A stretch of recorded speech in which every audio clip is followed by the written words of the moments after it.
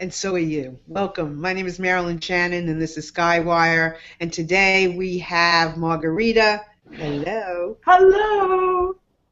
And we have Gail. Howdy.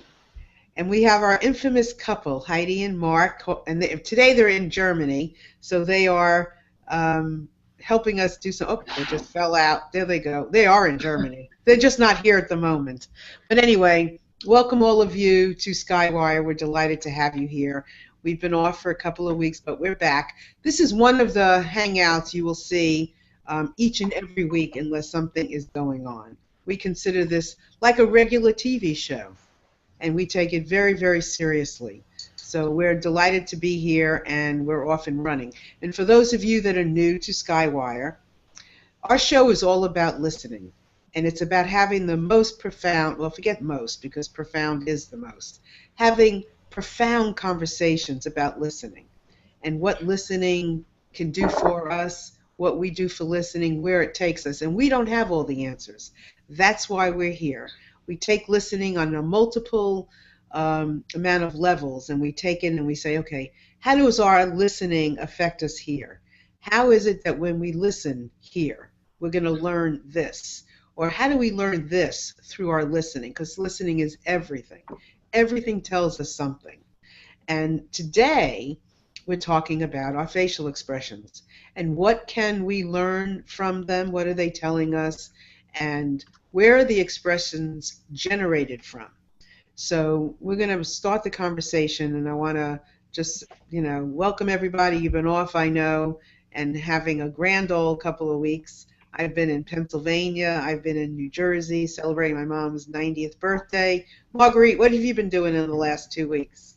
I have endured the wonderful warmth and presence of the sun and on my grass, and I've been cutting grass every day, and you could see my facial expression of pain every night because it's like, ah, and then I have to stretch, and then I have to lay down, and then I'm in a bad shape, but I'm getting better and better and better. Good. Welcome. And so, Gail, what about you? What you been doing the last 2 weeks? Oh, I've been doing a lot of end of school year things, like just buying stuff. Today I have to go to the mall and get 4 more candles, one for each of my son's teachers, and dropping off here and picking up there, getting ready for camp. So a lot of mommy stuff, and of course a lot of Finding Zoe stuff as well. Cool. And our couple, Mark and Heidi, what you been doing in the last couple of weeks? Well, we've had a lot of time together the past couple of weeks as we were preparing to leave for this long drive to northern Germany, and then we spent 4 days in the same little room together, and often spent time during the day going to sometimes the same meetings and so forth. So. And also I had to translate for you a little bit because otherwise he couldn't have understood what was going on, so we were quite close. Yeah, that's right. I don't speak any German, so Wow. It's a different experience. Yeah, and now here in my hometown, I'm showing him around, and I noticed that I don't know anything. I mean, not anything, but many things I don't know anymore. Things are so changing, and Germany seems to me so different, and I don't really know if I should consider maybe turn back because I don't belong. I don't belong anywhere. That's an interesting thought. Where do we belong? And maybe we really, what's home anyway? That's an interesting thought. That might be a great conversation. So, getting on with our topic for today and facial expressions. People's faces tell us a lot of things, but they are also a mask. And I think it's a really interesting conversation to listen to what we see in our faces, in somebody else's faces. And so much of communication is silent. And we depend on facial expressions, bodily expressions to understand someone. So I loved Marguerite, would you like to start the conversation about facial expressions? Yeah, you know, as a healer, we look at the body language and we look at how the energy around the body looks like, or we can sense it and feel it. And so this is a very important aspect of actually healing work, what you have to see the whole being in front of you in order to actually, depending on the healer's capability, of course, the more we see, the more we have to be responsible, because if we see something that or sense something that the person doesn't know, then we have to go forward. It's like a responsibility to not trash the person, and then really, really listen to what they want in a healing situation. So for somebody who can see a little bit more than normal people, it's kind of a tricky journey how to navigate. Okay, so you can see that that person and that person, they have a difficult problem. I can see what the problem is, but I'm not allowed to actually say, okay, I'm going to help you with this, because that's not what it's going to go, right? So this is like listening, being aware of what's going on for the other person on all levels, at all the levels. For example, I could see something about each one of you, but I couldn't share it with you unless you asked me about it. You see, so that this is a little critical thing for somebody who's doing healing work. You have to be very careful. And sometimes you walk right, you know, a foot in the mouth kind of thing. And that happened to me, and then, of course, there will be consequences, right? So what do you mean? So I'm trying to understand, if you are working on somebody and you see that they are in pain, or you see that they are in a state, maybe they have a smile on the face, or you can't say anything? Well, let's say I see something, they come, and then I had an experience that I saw in a healing session with the person. It was, I didn't know what to say, but I had my hands over her body, didn't touch her directly. I was laying on the treatment table, and on her right leg, I came over and felt there was an energy form there. And that energy form was an extreme abusive situation. So I had to sort of navigate to see, so what do you feel in here? And then eventually she touched a little bit on it, but she didn't see the whole situation. And I couldn't say to her, that man and that thing, is that your father who did that to you? And I felt, I got all her feelings, I could feel them, but I had to sort of detach from that. And then I realized that that person had come, she came to me out of sheer fear for her little 5-year-old daughter, who is going to be treated in the same way by these people in her family like she was treated. So did you see? Did you see facial expressions when you first started working with this woman? Could you see fear on her face? Could you see apprehension? She was totally blocked, like it was like a mummy. So even with that, you can tell something is going on when somebody has no expression. I tuned in with that body part along the leg, and then a little bit up on the right side. So this is very important. So for many of us out here, healers, and all of us, and many of you, I'm sure, that are listening, are people who work with people in some way, shape, or form. So when you see that expressionless, you know if that something is brewing under the surface. Of course, it's right? Always is. It's like a thick armor, like a mummy. She had no expression, and I mean, I could see she was suffering, right? And you could feel it. That's on an emotional level. And then on a visual level, like I'm looking at you guys here, I could see the expression on the face. I could see the hair. but there is also another level to actually see deeper. Mhm. And for those people who are clairvoyant, let's say, they Mhm. see darkness and brightness and whatever. Okay.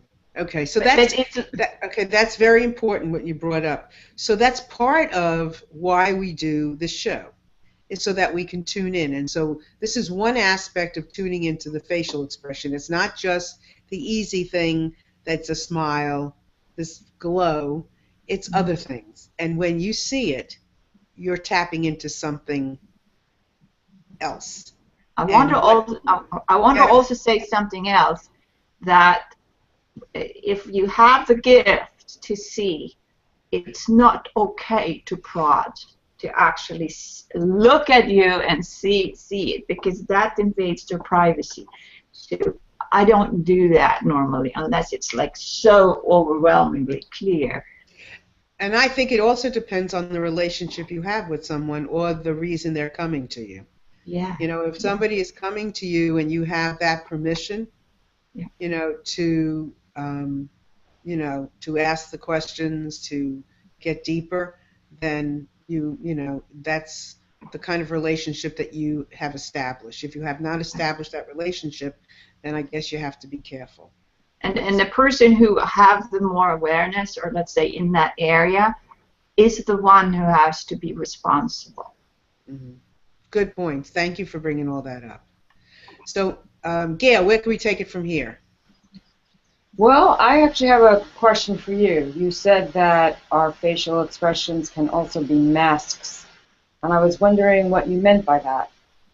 People put on a happy face, right? Right, but I'm just wondering, I think you could, like if you really look and you could probably see through it. But okay, now I Exactly. see. Exactly. Does the Right, smile match the eyes? right, Right? exactly, Does the exactly. smile match the body movement? Right, exactly. I Because mean, I you was should. thinking that it really can't be a mask. I mean, they could try, but that, when I think of facial expressions or body movements, whatever, it's like, I don't feel like those lie. You know what I mean? Like they can't. There's somehow that it's the truth, Well, when you're tuned in, when you're Right, listening, there isn't a lie, right, yeah, right? When you're right, tuned in, you can listen, and you know there's a right, lie, there isn't a lie. But right, if you're not listening, then you right, take that expression like, well, I thought everything was okay. You look good. right. Well, what about with our children? Doesn't that happen a lot with our children too? Like, they can put on the smiley face or happy face or brush us off with something, some expression. Right. I think if we're really paying attention, and we're Yeah. not all the time, because we're Okay. busy doing our own thing or whatever, but I think, especially a parent and child, I think that we know. We know. Hmm. Right. Okay, so that was a good question. So now, do you have something else besides the question that you want to add um, to your yeah, notion or what you think about facial expressions? just that, to reiterate that they don't lie. Like I don't think they could lie. It's just speak the truth. Your Exactly. words could lie. You can say whatever words you want, but it's, I guess, the tone behind the words really speak the truth in the same way that facial expressions do and body language. Right, right. And just so everybody knows, when you see me looking down, I'm looking at my phone because the comment tracker isn't working, and I don't know if Heidi has it up, but I couldn't. So I want to make sure that I don't miss a comment. And so I see that Jamie has popped into the comments, and he can't join us today, but he's out there listening some. So welcome, Jamie, and everybody else that's listening. Thank you so much for being here. And if you would like to comment, go right ahead. We'll pick it up the best we can. So yes, that's a really good point. That when you are listening, you know the difference. So right, so you would hear the frustration, even if a smile isn't a joyful smile. It could be a smile, another kind of smile, which could be what? What do smiles mean? You could be gritting your teeth, you know, like. Exactly. Could be sarcasm, Right. right? So Right. yeah, Right. yeah, exactly. So when you listen, you can bypass the misunderstandings and really tune into more of truth. Why does this matter? Why does it even matter? Heidi, Mark? No, first I want to say that Jeremy says that he is listening on YouTube while writing. I can also bring up for a moment on, oops, it doesn't work. Here. Does it come up here? It Oh yeah, was. there we go. Yeah, there we go. Okay, I switch it up again. So yeah, I wanted to answer a little bit to Gail because I'm not sure that facial expression is the truth. Sometimes it does, sometimes it doesn't.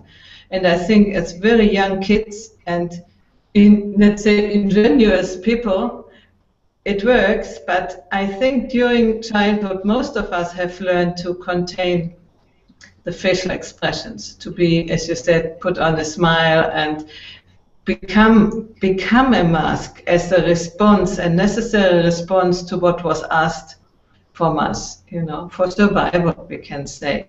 We were not allowed to be ourselves, but to pretend to, let's say, to satisfy the others, you know. So I think the facial expression can give you some indication, but often it is not very clear what expression it is. I'm an auditive person, and I think in the voice you can much better listen and hear how do you say miss sound and not a sound which is not, you know, True. which is not true. Yeah, I mean, because we normally haven't learned so well to control our voice. You can hear the anger. You can hear the Schadenfreude. You can hear everything in the way people speak. You know. And only actors have learned to control that too, you know, and also the body language. But I think facial language is the first thing in what we can, as normal people, control best. That's my idea. Interesting. Yeah, I see your point. I definitely see your point, Heidi. I agree with you there. I mean, just take like, you know, a work situation. We have to conform to the rules, and you know, you go to work and your life could be falling apart at home, but you have to put on that happy face. And so I know what you're saying. I don't think it could sustain itself, you know, forever, you know, for a long time. I think once you really start talking to the person, if you can, you know, then the truth will be more revealed. Sure. But I guess it's also important with listening, since listening is I want to say like a holistic action, a holistic thing, that we would be tuning into. That part of our practice would be to tune into the voice, the facial expression, the body language, the history. You know, it's you're taking bits and pieces of it all. You know, also, I just want to say, like, if you go back to that work situation, Yeah. I think that, you know, somebody is putting on a happy face at work, but because they have to.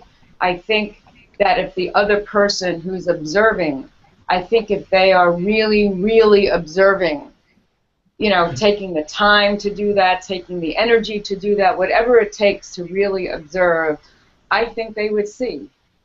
Mm-hmm. Yeah. Well, if they listen, they will see.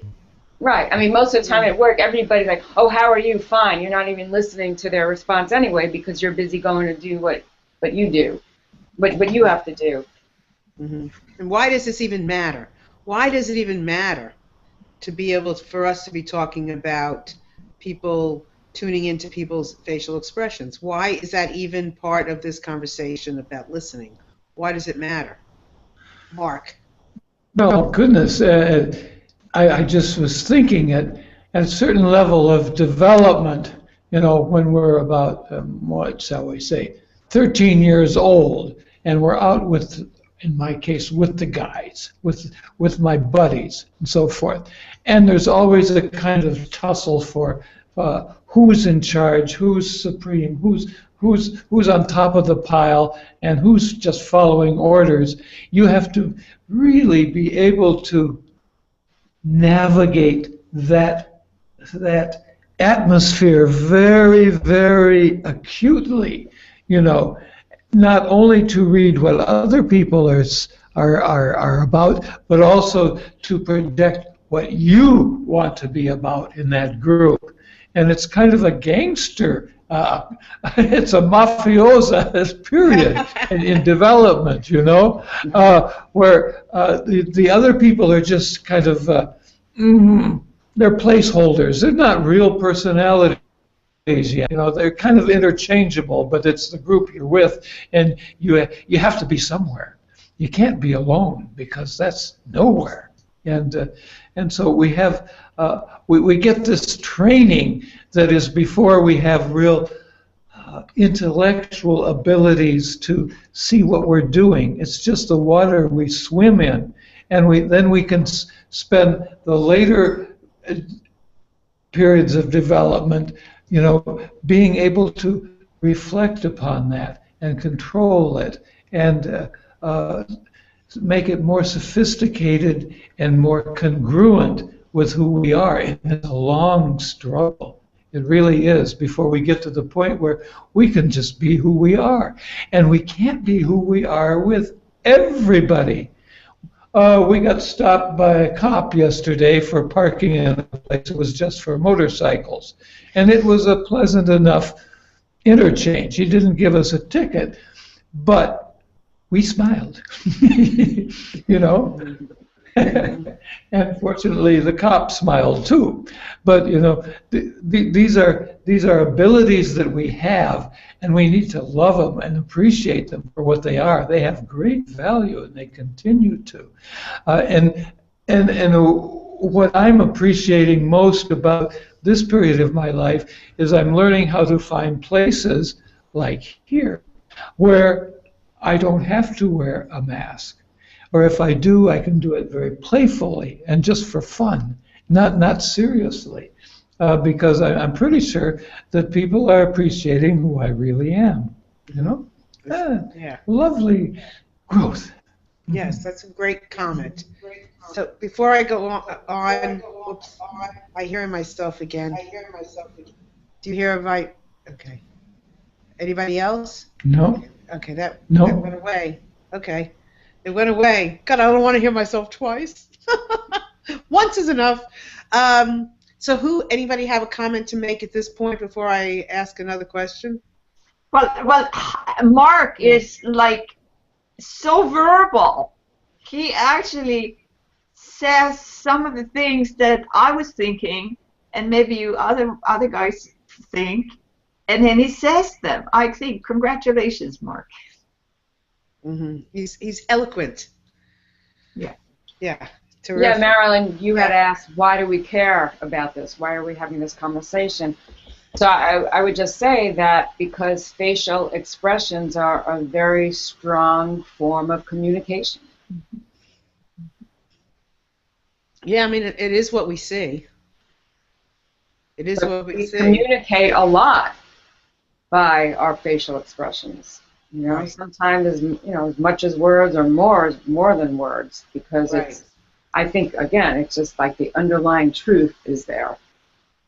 Well, you know, it's interesting because, you know, like yesterday I was with a client and I had said something to him and then I could see him through his eyes. I could see that he was thinking.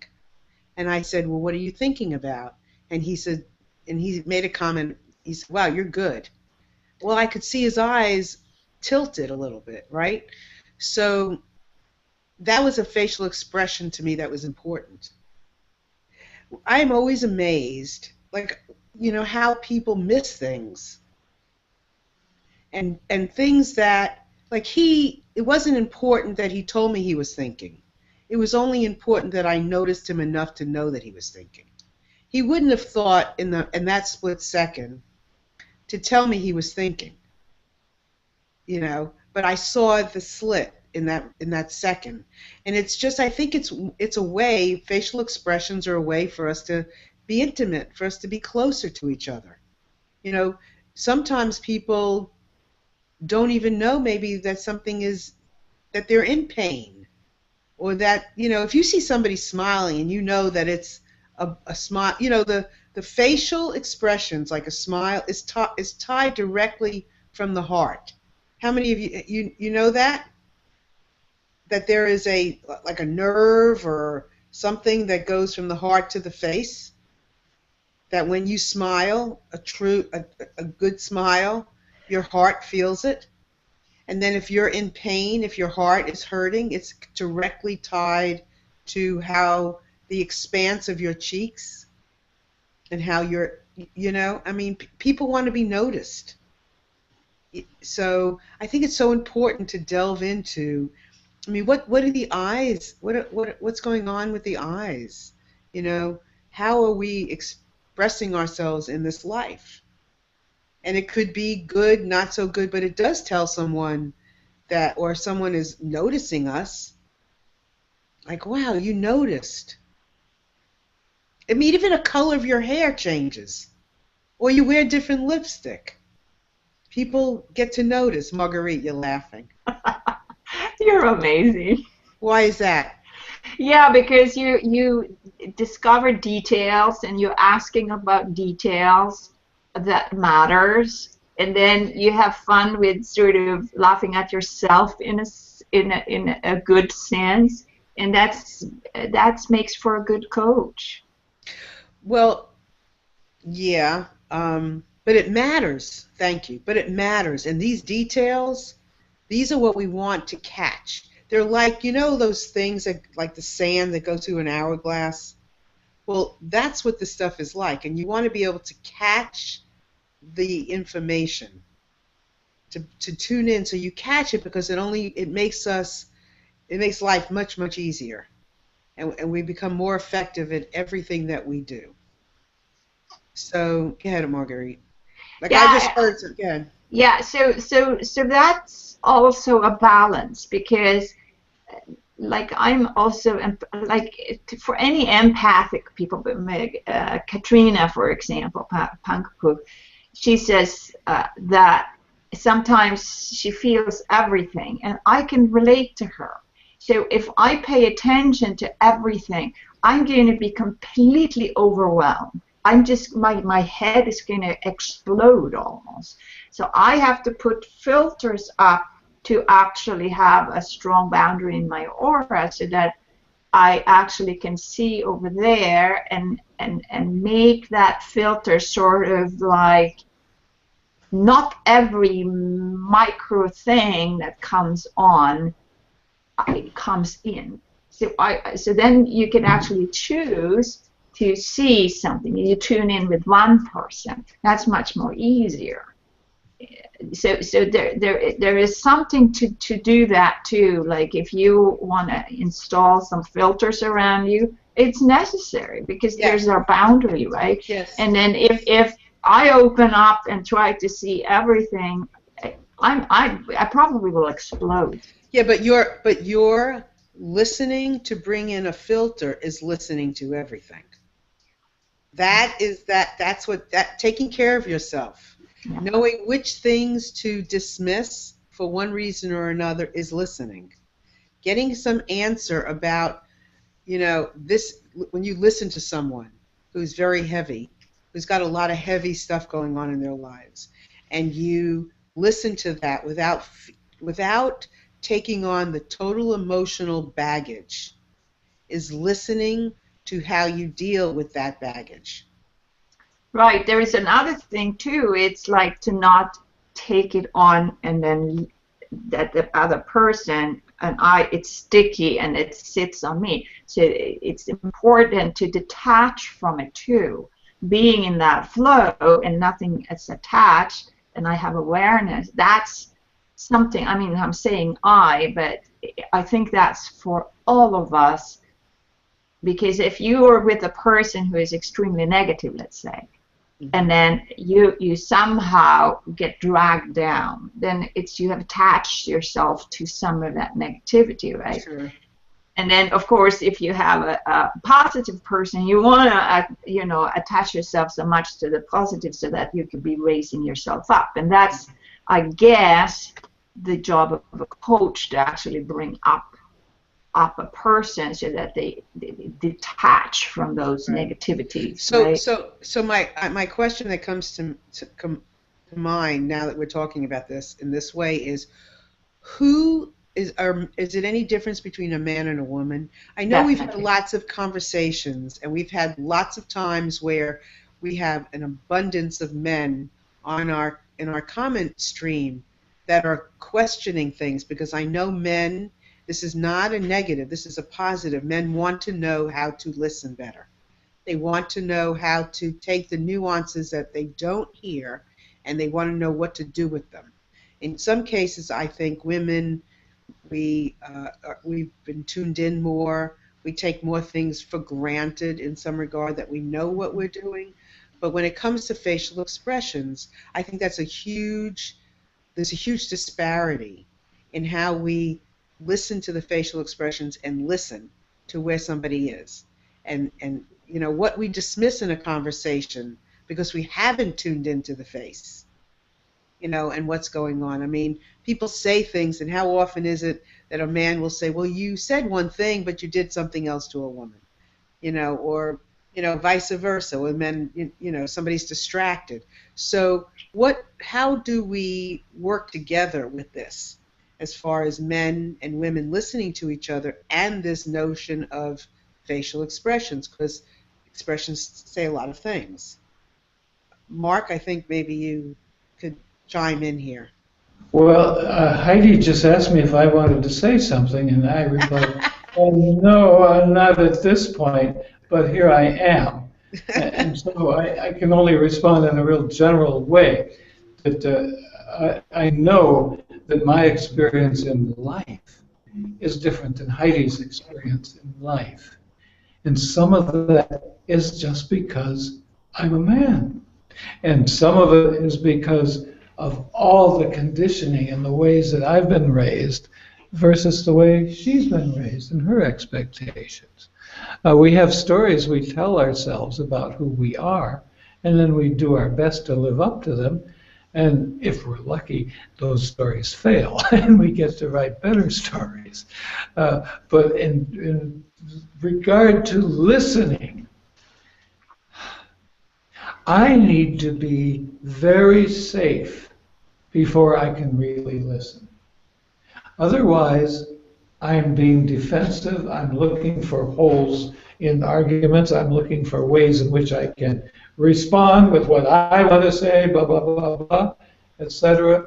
And it's a really slow, painstaking process to get to the point, and Heidi and I really are pretty much at this point, where we can say, this is information about me, without it being judged. It's just where I am, what I'm feeling, what I'm thinking, I'm doing, and the other person can accept that as information. And to be able to do that really makes us much closer. And I know more about women from my 3 years with Heidi than I did in the 70 years before that.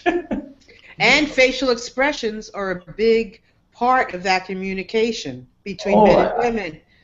Between with men him, and women, yeah. For sure. He is so using his face. I'm much less. I'm more. I mean, I do it too, and when I did singing lessons, I really did all sorts of strange, smorfia, what is it in English? Nuances. Yeah, so I amused my students, by making all sorts of facial expressions. But from my upbringing, it wouldn't have been like this. Yeah. But see him naturally. I can tell from his face what his inner situation is. If he is angry or annoyed or has a good mood. Yeah, I can do that. But what I want to take on is what Mark said about it's needing courage to see what you see and accept it and get the information and maybe even address it to the other person, you know. It's not so easy, and I'm doing baby steps with that to tell people that, in this case it's my sister-in-law, that how she thinks that she comes over is not true. She, you know, that is something she is expressing things, judgments or dismissal, and she's not aware of that. So to say things, it needs Discretion. needs a bit of confidence. Yeah. So it needs And both. we have it. Uh-huh. So it needs both. We need the verbal, we need the nonverbal. You know, it would be great to have it all as a unified package. Yeah, But we it's- do right? actually have it. So it's not necessarily a man and a woman. It didn't start out as being a man and a woman thing. But maybe because of culture, you know, men got kind of put behind the 8 ball a little bit in what they learned or what they were privy to learning about facial expression. But it's more about the energy of someone, more than it is about the gender of someone. But gender has taken over. But I do want to say that Jamie sent a stat that you in the comment, and it's Bring it up, Marilyn. yeah, good, perfect. Where is it? Oh, it doesn't come. It doesn't come. I'm sorry. Do you see it? Do you want to read it, or you want me to read it? Here. Yeah, we can read it. Jamie says, here's a statistic from psychology. Of our total communication, 55% is from body language, 38% is from tone of voice, 7% is from the words we speak. Makes you wonder. So it's not important. just what we say. Yeah. So facial expressions are part of the body language and the first thing we see, maybe. Body language. Right. I mean, when you see somebody's head down like this, that tells you something, Yeah. right? But body language here, facial expression is included, isn't it? Yes. Uh-huh. Mm-hmm. Yeah. But you notice 38% only from the tone of voice, only from the energy which you give to your voice, you know, and the coloring and this is interesting. It's a lot. Spoken like a singer. Yes, and you know that my thing is voice. And remember something, psychology, here's from Psychology Today or magazine or whatever, is going to be more, maybe, and I'm not making a judgment, I'm just throwing this out, could be more of a heady kind of stat.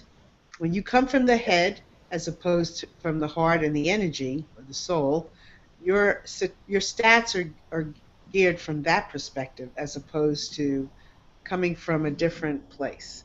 So it is, you know, something to think about. But I do think that gender is relevant, but only relevant because of where we come from. Culture is relevant just because of where we've been brought up. But when you cut through all of that, we're left with our energy and our soul, and that's what our guiding light is.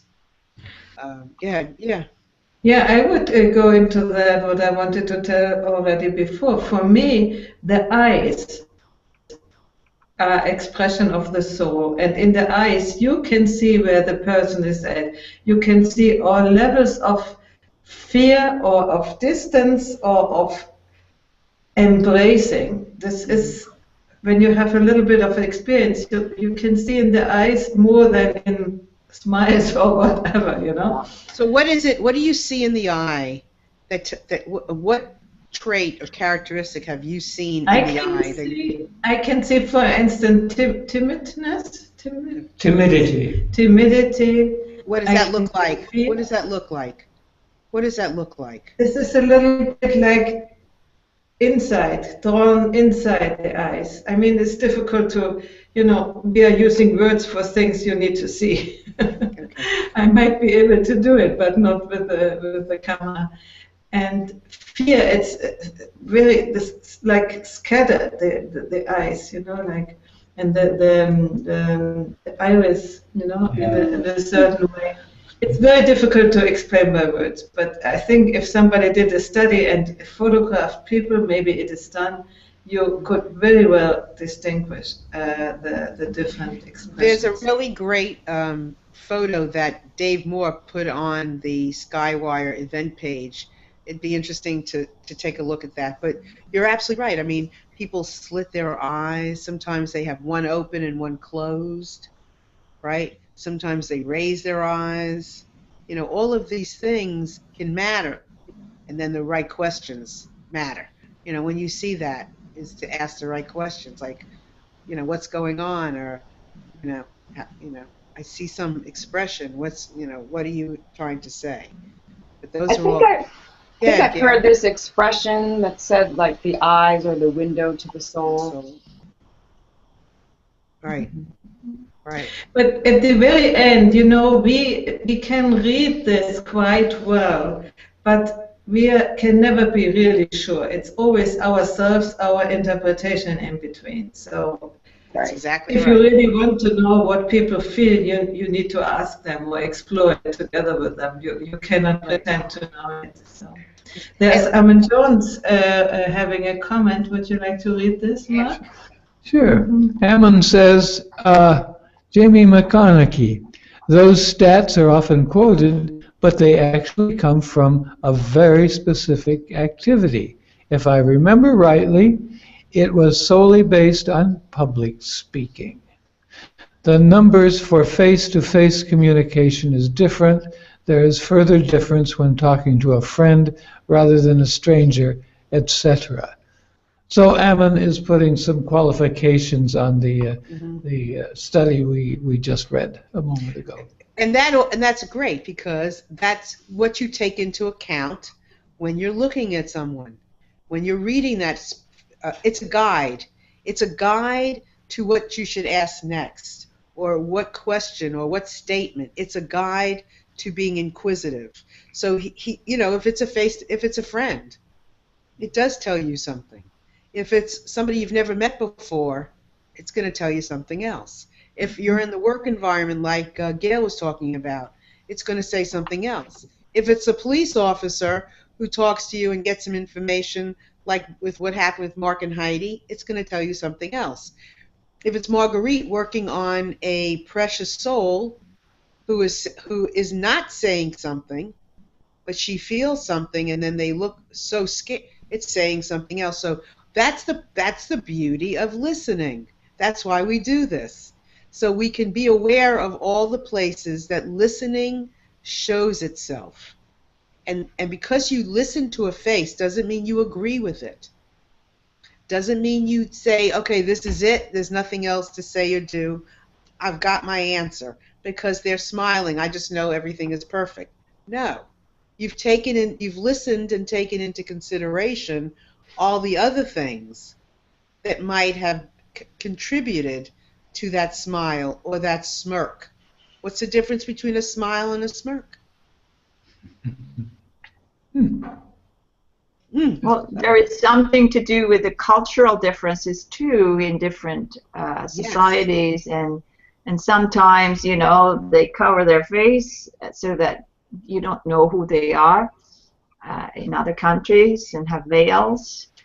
I think the reason basically is that protecting their privacy, especially in these cultures who have these things, because any kind of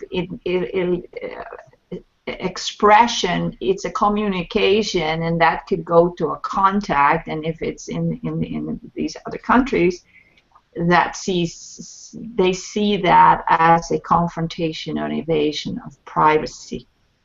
Sure. And even in stories and mythology, and from my country, for example, Sweden, it's like you bow from the Lord. You don't look up. You don't look them in the eyes. You just bow your head, because otherwise you can't look into the king or the feudal lord, and you have to pay respect. I mean, this is from ancient times, right? And if the person would look right in the eye, then there is like equality. And at that time, there was no equality. They are a slave or a peasant or whatever, and they are the king. So that wasn't done. Right. So So you interesting stand points. up to another person when you Yes. look at them. Yes, interesting points, because there are cultures where women are covering their face other than their eyes, so they won't be seen because they're too, I like to say, too beautiful, right? So, but, you know, covering up that connection, covering up who they are, because who they are very often is coming through that facial expression. Hi, anybody else? Well, I just make a comment about that. Maybe some of these people are happy and are fulfilled and then can actually flourish. I don't know if that's the case. It's possible. Because, you know, when we are out on the street, we are at the mercy to all the people around. And Yes. perhaps this is the, you know, I can't go into that situation right now, but it's a point anyway. It's a very good point, because we don't know. That's the great part of this understanding of listening, is to be able to listen to the other side. So yeah, maybe going out and having your face covered for some people is perfectly fine, and it's perfectly perfect, and they don't have to deal with all the other stuff, and they're not hiding. They're so strong inside, they don't need to hide. You know, I don't know. It depends on who's making them cover their face and for the reason. But Yeah. go ahead, Gail. Yeah. Yeah, Mark, go ahead. I'm thinking of our own history in Christianity. We don't have to go back too far, a few hundred years, and realize that if someone dressed other than their customary way that kind of person dressed, they would be in severe trouble, you know, because they would be defrauding people. They would be saying, I am somebody who I am not. If I am a workman in lumber, I wear a certain kind of apron, I wear certain colors, I have a kind of hat, you know, and Express yourself. and you express yourself from that persona. And you can be perfectly content with that, or you can be impertinent and, you know, uppity about it, shall we say, and that would be not congruent with who you are. And so I'm thinking of the women who cover their faces.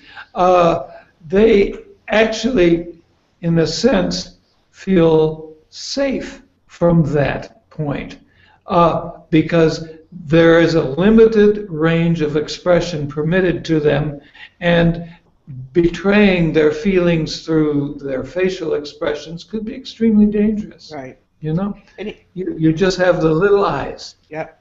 Yes, no, Well, maybe. here's a really great comment from I hope I'm pronounced, from Ammon Johns. I don't. So he said, if the question was not rhetorical, a smirk doesn't reach the eyes in the same way as a smile, and that is a beautiful comment. So I want to thank you for that. So based on you, and Ammon, please feel free to write more. But what do you glean from that comment, Gail?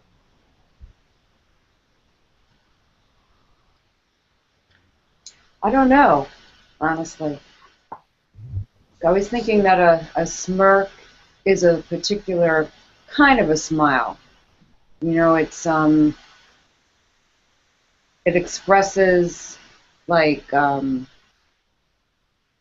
if the eyes are the window to the soul, how is the soul receiving a smirk or a smile? The same way? No, definitely not the same way, but I think in a way a smirk is more telling in a certain sense, because a smile can be very like vanilla. I mean, you could just have a smile and you may not be able to read it. I don't know, it could mean a lot of things, but a smirk shows a certain kind of maybe a frustration or an irony or a sarcasm. It's really like a particular kind of smile. I don't know. That's just what's coming Yeah. up. Okay. Okay. This is good. Too bad it's almost at the end of the show because that was a good comment. Heidi. Yeah. What do you want to read it? That's the bottom one of Ammon. Ammon is writing more. He says, meeting a predator's gaze is usually a challenge. It can trigger attack in some animals, including aggressive dogs. And it is very likely this reason that looking a ruler in the eyes was discouraged. It's partly that predators tend to be the main creatures with forward-looking eyes. Other creatures, who we mean prey creatures, I think, often turn their head away to be able to see you better. Look at you sideways. Yeah, this is interesting, and I would like to add something as you were asking about gender question, Marilyn. In one of our shows, Tom Golden, he explained very clearly the difference between men and women in elaborating, let's say, difficult situations. Women often look in each other's eyes and talk and talk and talk and talk, and by talking, they feel the connection through the eyes and everything. While historically, men have this thing when they look in each other's eye. This is a challenge, a little bit like Ammon describes in animals. And so they would fight. It's not an invitation to communion, but an invitation to establish distance. Yeah, to see the status of each other. Yeah. So it is very interesting to recognize this. And when we help people, we might see there that some people don't want to be looked into their eyes. Right. Oops. I had an experience with the horse. I was at the farm, and then the owners there, the couple, showed me around, and then I looked at the horse right in the eye, and then she says, "Don't look at there. He's going to confront you. You can't look at the horse in the eye like that. You have to look sideways." Mm-hmm. I just went off on a tangent, and getting back to this soul thing, it's a very interesting how the soul comes through us, through the eyes. And I think that would be a really interesting show for us to do, because I have some points I'd like to make. But Margarita, how you make eye contact with a horse, with an animal? You have to. With a dog, with your cat, right? Lucky, where's Lucky? Is Lucky here? Isn't your cat Lucky? Lucky isn't with us. Lucky is back home in Italy. Right. So how your face expresses this love to an animal that you have absolutely no contact with, no verb. You do, but they don't. I guess they do talk back too. So sometimes I say things and I'm like intermittently I'm like correcting myself because I can listen. I listen past what I'm saying, and I know I have to correct myself because what I'm saying doesn't make sense. Because there's more to it than what I'm saying as I listen. So, anyway, that's my process of listening sometimes. Too much listening to yourself. Sometimes, but what the heck. So this has been a really interesting conversation, and I really appreciate the comments and the information. And I do think that there's so much that we just keep talking about and unraveling as we discuss listening. So in our final time that we have, who has a final comment or a question to ask each other? Yeah. Yes, Margaret, go ahead. So I drew this little picture here a while back, and it's the aura, like an egg with shielding. And when a person trusts you, they open themselves up. It's like a hole here, like it opened themselves up to actually be available to be viewed. And so that connection must be first established, and that's with animals too. My cat, for example, I can look him right in the eye, and there is no fear. There is we have our positions. You know, I'm here, he's here, but when it comes to opening the door in the house, he's here and I'm here. So how does those expressions of trust, of honesty, come through the face? How do we express those through our facial expressions? I think it's small. Like you're trying to look, you look, and then you do a little gesture, just a little gesture. And if it's responded back, then there could be a communication between the two people, right? But if somebody just stand like that and is solid, then we don't engage with them. So there is the safety net of actually doing small gesture without saying anything. This is this person here is opening up a little bit and open up a little thing on the other side, and then they open more and more, and then they can say something. Okay. Gail, good. Gail? What was the question? Well, I asked the question about how we show trust through our face, but you don't have to answer that particular question. Yeah, I just think that facial expressions and body language, whatever, it really is an expression of our soul. And I think it just happens naturally. You know what I mean? I think it's not like something that we manipulate or we try to do. It's just a natural, it just happens, you know? It's just a natural expression of our soul and who we are. Mm-hmm. And you don't think we don't have to manipulate it. We shouldn't have to manipulate it. Right, but people do. Yes, people do. But then it's manipulated. But sometimes with good reason, you know, like you. Right. Like, you know, you put on I put on makeup, I put on my lipstick, and sometimes I could be really exhausted or tired or not. But I put on this. But that's real. That's a very real thing. Yes, that comes through. Right, so right. That's what I was meaning. Yes, and if you pretend in whatever moment, 5 minutes, a few seconds that you pretend, you're actually experiencing that feeling. Like if I pretend to be okay, if I'm doing that, I can feel that okay in those moments. You know, and then when I realize and I stop pretending, then I might hurt again, or I might not like whatever I'm feeling. So what about that, though? What's the point? Well, I know, like, I didn't feel well this past week, but I could go through life, and I was hurting on the inside, and didn't want people to really, like, know. So I just, you know, I looked good. I was amazed at how good I could look and not feel good. I mean, honestly, and that's part of why I did the show. Because I was so hurting, my body hurt me so much. I was telling Gail before the show that I had an arthritis attack, which I haven't had like this in years. And my body was like, I mean, honestly, totally painful.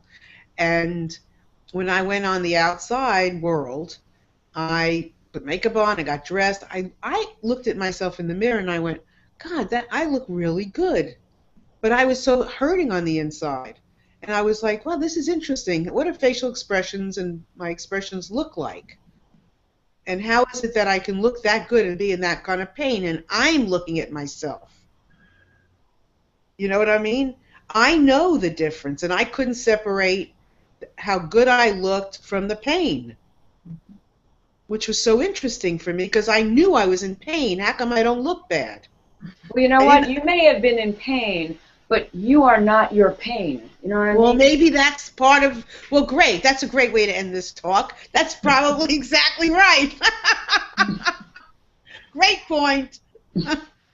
So that's a good point about facial expressions. Isn't that interesting? Right.